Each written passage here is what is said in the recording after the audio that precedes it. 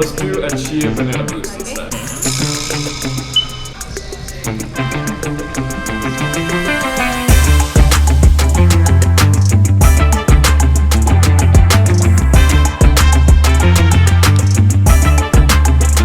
My pajamas. Thank you so much. What's good, y'all? Back again with another vlog, another video, man. And as you guys can see, I am absolutely melting.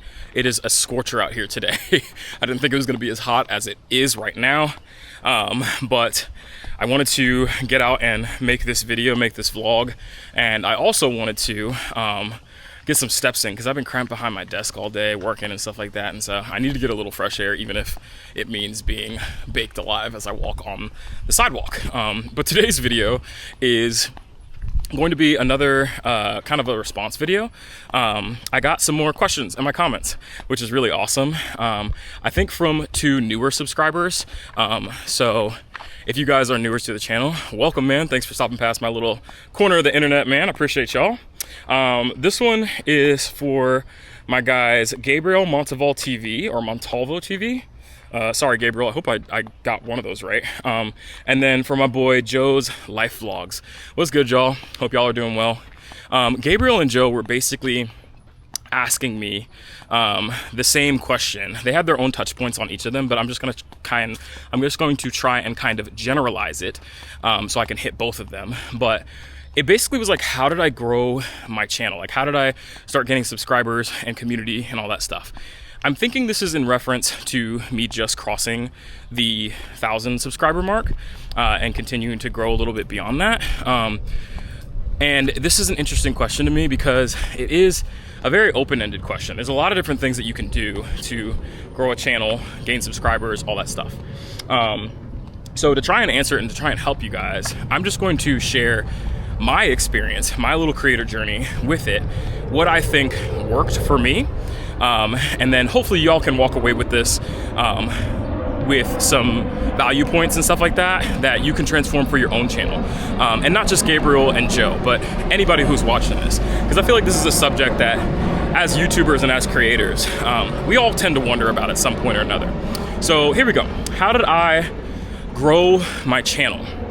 Start getting subscribers, start getting community, all that stuff. I think it kind of boils down to 2 main points.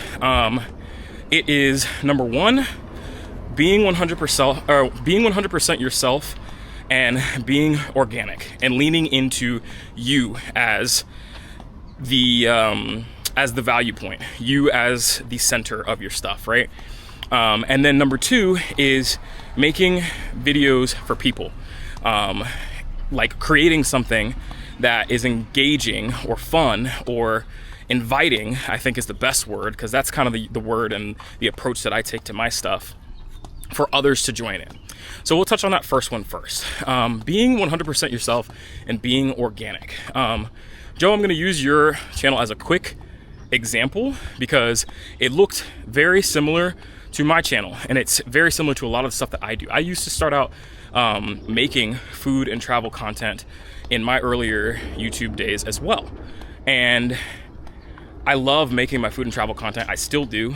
I kind of sprinkle in a little bit of some more day in the life content just because I like to make that content. I like to vlog on a more regular basis, and I don't feel like I should have to wait for a fancy trip or a big, gigantic, mouth-watering meal to pull up my camera. So I started sprinkling in some day in the life stuff, right?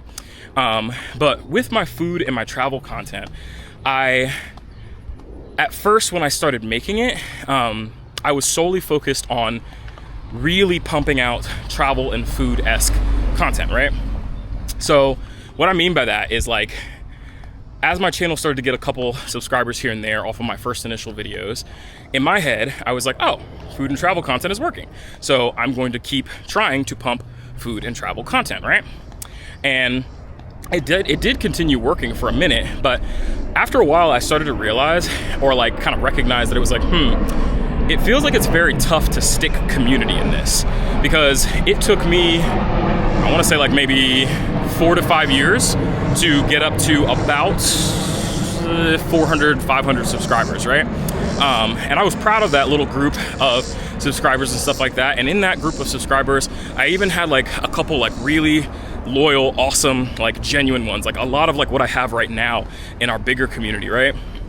Who would comment on the videos and who would leave comments and stuff like that, that you could tell was like, they genuinely liked you as a creator and genuinely watched my stuff, right? But like I said, it just felt like it was like really hard to stick those things. And my sister used to tell me about this, my fiance used to tell me about this, and so all I can say is that I didn't necessarily listen to them at first, but I definitely should have a long time ago, so I'm encouraging you to listen to this advice now. You need to be 100% yourself. Show every aspect of yourself to incorporate into the value of what you bring as a creator, right? I think I kind of touched on this with my response to Chris last time as well, right? But travel and food, like I said, was a slow climb up to 400, 500 subs.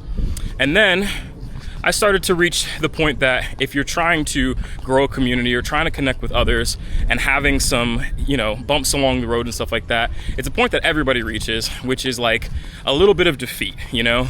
Not necessarily like giving up and throwing in the towel per se, but you're kind of at a point where you're like, man, screw it. Like, I'm trying what I can. I feel like I made a really good video and like I get some interaction, some engagement, but I just feel like my stuff is a little bit more enjoyable than what I'm getting, right?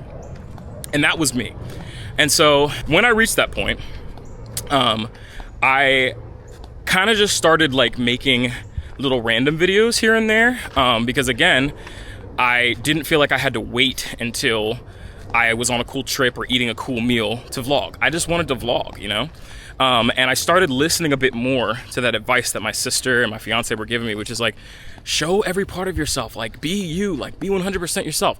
For example, I love cameras. I'm a full-time photographer, videographer. That is what I do 365 days a year to put a roof above my head, put bread on my table, put money in my bank account, all that stuff. But I didn't say a word about cameras on my channel. Not a single word. In my head, I was like, all my camera stuff is business stuff. So I'm gonna put that in my business account. And all my personal stuff, my food, my travel, me hanging out with friends, doing whatever, right? That is what belongs on Cam Brown Vlogs. And that was one of the biggest killers of my channel because it was causing me to be inorganic. You see what I'm saying? Like, it's not like I was being fake by not sharing that side of myself, but I was restricting a part of myself that is very much so Cam from the audience that I was trying to build, you know? And lo and behold, after making a couple of these like, screw it videos, I just feel like vlogging, I made one called Action 5 versus Pocket 3, My Daily Debate. Pretty sure it's still up on my channel. Y'all can scroll back and check it out if you want to. But it was just me ranting in my house by myself with my dog Finn about how much I struggled to pick the Action 5 or the Pocket 3 whenever I wanted to get out and just do this vlog. And I didn't think it was going to do anything. It literally was just, that's how passionate I am about that topic. And I just wanted to make the video. I needed to get it out. I needed to talk to something or someone. So I did it, I posted it, and then that was the end. And lo and behold, that is the video that literally, I think, got Chris Meets Chris onto my algorithm because YouTube saw it and was like, oh, he posts stuff about Action 5 and Pocket 3. All right, well, maybe he'll like this creator, right?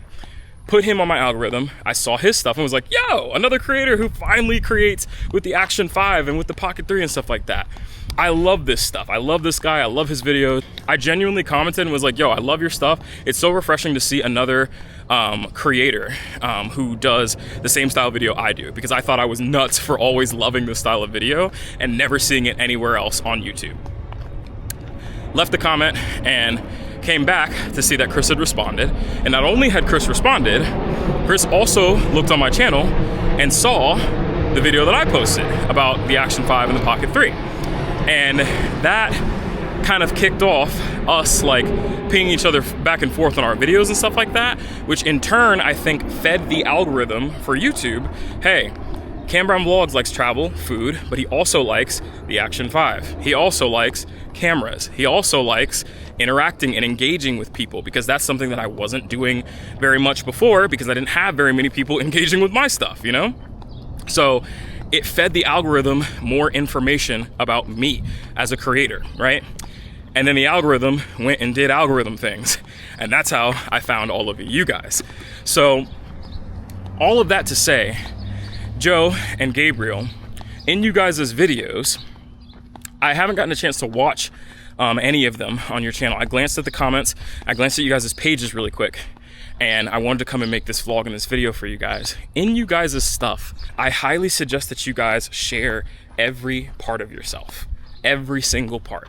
So if you like ramen noodles, if you like to do yoga in the evening before you go to sleep, if you like to ride motorcycles, whatever it is that you like to do, share it, include it in your content, include it in your vlogs, show how passionate you are about it, tell people why you love it, what lights you up about it, share all of it, because I guarantee you, you are not the only person in the universe who likes what you like.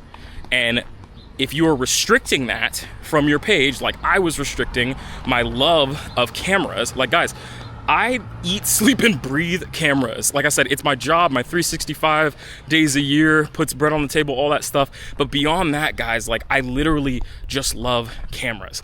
Like I don't leave home without my Action 5 anymore. Like it's that level of like infatuation.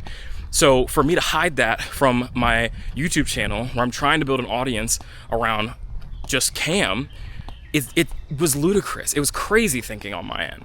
So that is number one. Be organic, share yourself, and be true to the audience that you're trying to build. Because if you're trying to hide, or if you're unknowingly hiding something from them, there's no way they're gonna be able to connect with you, because they don't know that side of you. You have to show that to them. So that's number one. Number two is make videos for people. Chris actually made a video on this pretty recently. I would definitely go check it out if you haven't gotten a chance to watch it. He is very masterful at connecting ideas and threading stories to these ideas to help you kind of understand concepts and learn things.